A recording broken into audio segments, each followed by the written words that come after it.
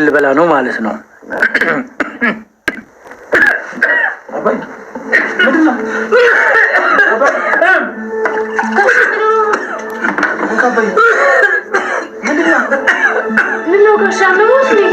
ምነው ልጄ ቅመም እንደማልበላ ደጋግሜ ነግሬሽ እንዴት እንደዚህ ታደርጊኛለሽ? የምን ቅመም? አባዬ ምግቡ ቅመም አለው? እኔ ጭራሽ ቅመም የሚባል ነገር አልጨመርኩበትም። አንቺ ቆይ ያምሻል እንዴ? አባዬ አለርጂክ እንዳለበት አታውቂም? ምን አሉ? ልገዩ ነው እንደ አባቴ? ምነው እንደዛ ደጋግሜ ነግሬሽ? ቆይ ይሄ ምን የሚሉት እንስላልነት ነው? ኧረ እኔ እንደዛ አላደረኩም። ጋሼ እንደሚያመው እያወኩኝ እንዴት እንደዛ አደርጋለሁ? እና ታዲያ እኔ እንደዚህ ያደረኩት ንገረኝ እንጂ እኔ ነኝ ወይ?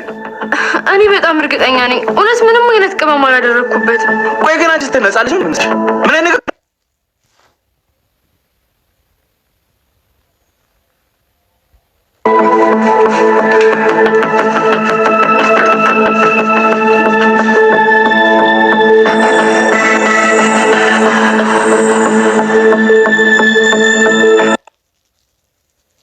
ስራ ጨርሰሻል? አዎ ጨርሻለሁ። ወደ ትምህርት ቤት ልሄድ ነው። ጥሩ። ግን እኔ ልጅ ባለፈው የነገርኩሽን ነገር ምን አደረሽው? ሄቨንና ነቢዩ ህይወቷን ፈተና ያደረጉባት ጽጌረዳ በሚያሳዝን ሁኔታ የመኪና አደጋ ደረሰባት። ከትምህርት ቤት ውላ ስትመለስ ቤቷ እንኳን እንድትደርስ አልፈቀደችላትም። በዚሁ ወደ ሱቅ ሂጂና የሆነ ዕቃ ግዢልኝ በማለት ልካት ነበረ። መንገድ በምታቋርጥበት ጊዜ በመኪና ተገጭታለች ማለት ነው። እናቷ ፊቷን አዙራባት ጽጌረዳ የት ልግባ ትላለች። ስልክ በተደጋጋሚ ለእናቷ ስትደውልላት ልጅ ባልጋለች ማለት ነው። በድህነት ለፍቼ እያሳደግኳት እሷ ከወንድ ጋር ተከትላ የምትቆበልል ከሆነ ምኑ ልጅ ሆነች በማለትም አኩርፋት ነበረ። ይህ የሆነበት ዋነኛ ምክንያት ደግሞ ሄቨን ከነቢዩ ጋር በመመካከል ስልክ ሲደወልላት እያነሳ የሚያወራት እሱ መሆኑ ነበር።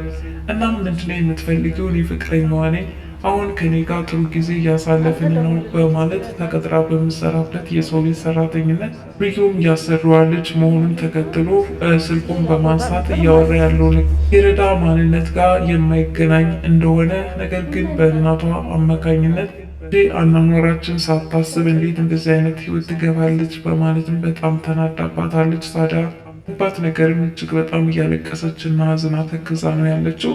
ሰላም የጽጌረዳ ድራማ ተከታታዮች እንደምን አላችሁ? ብያላችሁበት በዓለም ዳርቻ ሰላማችሁ ይብዛ እያልኩኝ ታሪካችን በባለፈው ካቆምበት ይቀጥላል። እንግዲህ በባለፈው ክፍል ምንም ባላጠፋችሁ ሄቨን ሂደሽ ይቅርታ ትጠይቀዋለች ነቢዩን በማለት ተንበርክካ ይቅርታ እንድትጠይቅ አድርጋታለች። ይኸውም እንግዲህ በሰው ቤት ሰራተኝነት እየሰራች እንደሆነ እናቷ እንዳትሰማባት ካለበለዚያ ይቅርታ ካልጠየቀች ደግሞ ይህንን ተናግራ እናቷ ዩኒቨርሲቲ እየተማረች ሳይሆን የሰው ቤት ሰራተኛ ሆና እየሰራች እንደሆነ ልትሰማባት ስለምትችል ይህ ሚስጥር ከሚወጣ ባላጠፋው ጥፋት ተንበርክኬ ይቅርታ ጠይቃለሁ በማለት ነቢዩን ተንበርክካ ይቅርታ ጠይቀዋለች። ነቢዩም ታዲያ በንቀት ነበረ አንዲት የድሃ ልጅ ይቅርታ አለችኝ አላለችኝ፣ እሷ ሰራተኛ እናቷ ሰራተኛ በዝር የተገባባቸው ይመስል ለማንኛውም እኔ ምንም አትመስለኝም በማለት በንቀት ነበር ሲያናግራት የነበረው።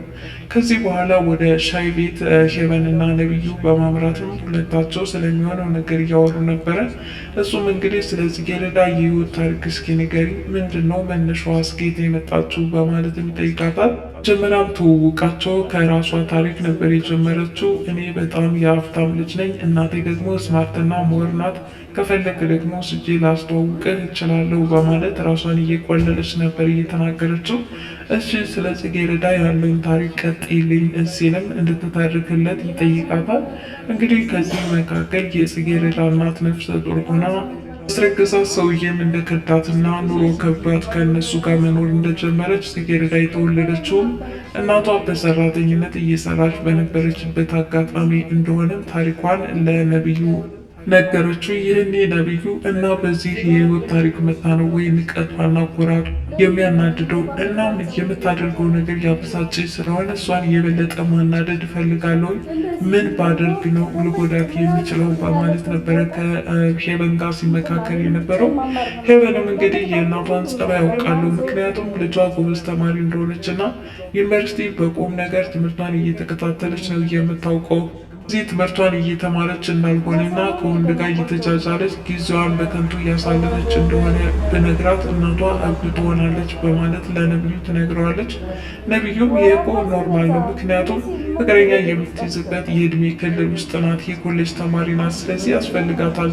እናቷ በዚህ ጉዳይ ትበሳጫለች ብዬ አላስብም፣ ደግሞ ሴት ልጅ ናት፣ ጓደኛ ያስፈልጋታል ሲልም ኖርማል እንደሆነ ለሄቨን ቢያስረዳትም ሄቨን አይ በፍጹም የማይታሰብ ነው፣ ምክንያቱም እኔ በሰው ቤት ሰራተኝነት ተቀጥሬ የሆነ አላማ እንድትይዝልኝ ነው የምፈልገው ብላ ስለምታምን የወንድ ነገር ሲነሳ እኔ ባለፍኩበት ታልፍብኛለች እያለች ስለምትፈራ ማንም ካጠገቧ እንዲቆም አትፈልግም እና ችግር የለውም ይህን ነገር ብነግራት እውነትም እናቷ በጣም ታዝናለች በማለት ነበረ ለነብዩ ያስረዳችው። እንግዲያውስ እንደዛ ከሆነ ጥሩ ነገር በማለት ለእናቷ እውነትም ቦይፍሬንድ እንዳላት ማሳመን ይኖርብናል በማለት ተመካክረው ይለያያሉ።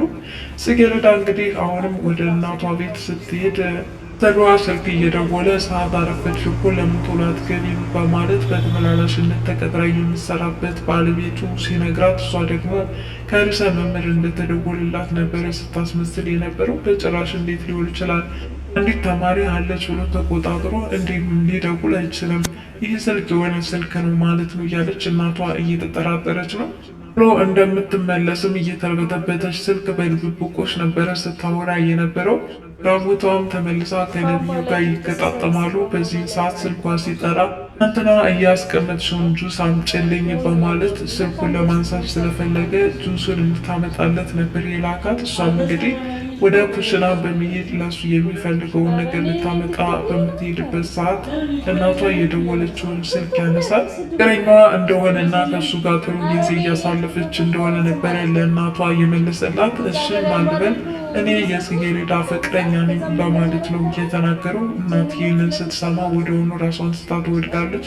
ካጠገቧ ያለችው ሄቨን ነበረች። አዛኝ በመምሰልም ልጅሽ እኮ ቀድሜ ነበር የነገርኩሽ፣ ምክንያቱም ትምህርቷን ትታ ከወንድ ጋር እየተጃጃለች ትውል እንደነበረ ረስተሹ ነው እንጂ የልጅሽ ባህሪ ይሄ ነው። ለማንኛውም አሁን አንድ ነገር እንድታደርጊ ምክር እለግስሻለሁ በማለት አንድ ሀሳብ ታመጣለች። እሱም እንግዲህ ጽጌረዳ የት ወጣች የት ገባች እያልኩኝ ይቆጣጠራታለሁ፣ ይህን ብቻ ለእኔ የቤት ስራውን እንድወጣ መብቱን ስጪኝ በማለት ነበር እናቷን የጠየቀቻት። እናቷን አንድ ጊዜ ትዛዝላለች፣ ዞሮ ዞሮ አሁን ወንድ ነው ያነሳብኝ፣ እናም ከዚህ በኋላ ተቆጣጠርሻት አልተቆጣጠርሻት ምን ዋጋ አለው በማለት ተስፋ ቆርጣ ነበር የመለሰችላት። ግድ የለሽም አሁን እምነቱን ጣይብኝ፣ ከዚህ በኋላ ኃላፊነቱን ከሰጠሽኝ ጽጌረዳን እመልሳታለሁ በማለት እንደ ተቆርቋሪ በመምሰልም ነግራታለች። በዚህን ሰዓት እናቷም እንግዲህ አሜን ብላ ተቀብላታለች ማለት ነው። የነብዩ ተንኮል ረገጣውን በጣም በሚያሳዝን ሁኔታ ቀጥሏል። እንግዲህ ዛሬ በሰራችው ምግብ ላይ ሰውየው አለርጂክ ነበረበትና የምግብ ማጣፈጫ ቅመም ነበር በላዩ ላይ የነሰነሰበት። ይህ ሰውዬ አይነት ቅመም ቢመገብ ለከፍተኛ ህመም እንደሚዳረግ ያውቃልና ጽጌረዳ እንድትወነጀልለት ስለፈለገ በላዩ ላይ ነበረ ቅመም የነሰነሰበት። ታዲያ ገና ሰውየው አንድ ጉራሽ ሲጎርስ ነው ወዲያው አለርጂኩ የተነሳው። ለምንድነው ቅመም የጨመርሽበት? አባቴ ቢሞት አንቺ ነሽ ተጠያቂ፣ ታውቂያለሽ። እኔ አባቴን በጣም ነው የምፈልገው፣ ወይስ እሱን ለመግደል ፈልገሽ ሆን ብለሽ ነው እያደረግሽው? በማለትም ከአባትየው መሀል ይጮህባታል።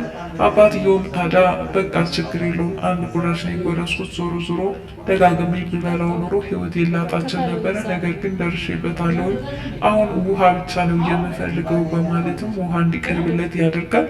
ታዲያ ጽጌረዳን ወደ አንድ ክፍል በመውሰድም ታውቂያለሽ አንቺ ሰራተኛ ልጅ ነሽ፣ እኔ ግን አባቴ ውድና ውድ ነው፣ እንዲሞት አልፈልግም፣ የሆነ ነገር ሆኖ ቢሆን ኖሮ ቦርቦሽን አንቄ ገድልሽ ነበረ ሲልም በጣም አስፈራርቷታል። እሷም ሌላውን ትርፍ ንግግር ተው፣ እኔ ደግሞ ቅመም አልጨመርኩም ስትል ምንም እንዳልጨመረች ለማስረዳት ብትፈልግም ሆን ብሎ እሷን መጉዳት ስለሚፈልግ ነብዩም በጣም ሲያሰቃያት ነበረ። ታዲያ እነዚህ ድርብርብ ነገሮች የደረሱባት ጽጌረዳ አሁን ወደ አባትየው ስትመለስ አባትየው ይኸውልሽ ትናንትና የነገርኩሽን ነገር አስቢበት፣ ምክንያቱም መቼም ልታገኝ የማትችውን ገንዘብ ነው ከኔ የምታገኙ፣ ልክሽን ከምትፈጊ ይህንን አማራጭ ተጠቀሚበት ሲሉም አስረድተዋታል። እሷ ምን ለማለት እየፈለጉ ነው? ይኸው እየሰራው ነው፣ ጉልበቴ የምለፋበትን ይባርክልኝ፣ ሌላ ነገር አልፈልግም ስትል መንገዱን ዘግታባቸዋለች ማለት ነው።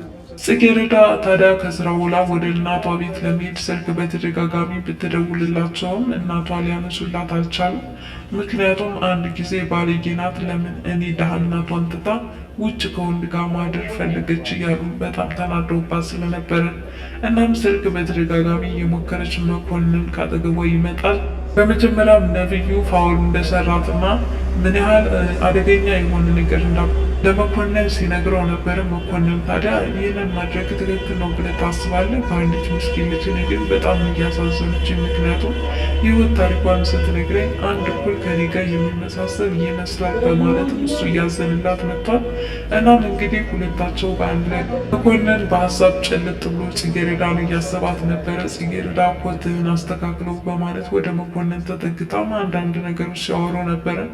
ሄቨንም ከነቢዩ ጋር ተገናኝታ የጽጌረዳ እናት እብድ ሆናለች፣ በሚገባ ሀሳባችን ተሳክቶልናል፣ ስታለቅስና ስታለማ ነበር የዋለችው በማለትም ለነቢዩ ትነግረዋለች። በዚህም ደግሞ በፍቅር እየፈለገች ነበረ። ነቢዩ ደግሞ ለሄቨን ምንም አይነት ፍላጎት እንደሌለው እያሳያል። በዚህም ሰዓት እንግዲህ መኮንንና ጽጌረዳ ደግሞ ሁለታቸው በአንድ ላይ ወደ ትምህርት ቤቷ ለመሄድ ስትል እየሸኛት እነሱም ከርቀት ሆነው እየተያዩ ነው። ይሄ ሁልሽ በጣም ይገርማል። ከትምህርት ቤቱ እየስመጣ ካልሳምኩሽ ብሎ እኮ ሊያስገድደኝ ነበረ። ጽጌረዳም እና ለምን ፈቃደኛ አልሆንሽለትም ስትል ተናግራለች። እንዴት ልጅ ነው መልፋት አለበት ስትል መልሳላታለች። የሄቨን ንግግር ከውሸት የመነጨ እንደሆነ ጽጌረዳ በደንብ ነበር የተረዳቻት። አሁን ዕቃ እንድትገዥልኝ እፈልጋለሁ እያለችም ሱቅ ልካታለች። በዚህን ሰዓት እንግዲህ የመኪና አደጋ የደረሰባት ይመስላል። ለማንኛውም ጽጌረዳ ሰላም እንድትሆን መልካም ምኞቴ ነው። በዛሬው ክፍል ያቀረብኩላችሁ ይህንን ይመስል ነበረ። ለቀጣይ ቪዲዮ እስከምንገናኝ ድረስ መልካም ጊዜ ይሁንላችሁ እያልኩኝ ለዚህ ቻናል አዲስ የሆናችሁ ሰብስክራይብ እያላችሁ ቤተሰብ እንድትሆኑ በትህትና እጠይቃለሁ። ባይ ባይ።